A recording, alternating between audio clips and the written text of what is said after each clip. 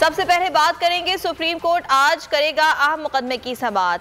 अदालती cause list के मुताबिक नैब कानून में तरमीम के खिलाफ चेयरमैन पीटीआई इमरान खान की दरखास्त पर समाअत की जाएगी। चीफ जस्टिस ऑफ पाकिस्तान ने चेयरमैन पीटीआई की नैब कानून में हालिया तरमीम के खिलाफ दायर दरखास्त पर खुसूसी बेंच तश्कील दिया है। चीफ जस्टिस उमर अता बंदयाल की सरबराही में जस्टिस एजाजुल एहसन और जस्टिस मंसूर अली शाह पर मुश्तमिल 3 रुकनी बेंच दिन 12:30 बजे इमरान खान की दरखास्त पर समाअत करेगा। इमरान खान कहते हैं, इंपोर्टेड हुकूमत के इख्तिदार में आने का मकसद सिर्फ और सिर्फ अपने केसेस माफ करवाना था। 1100 अरब रुपए जो इन्होंने चोरी किए हैं, उस चोरी को छुपाना था।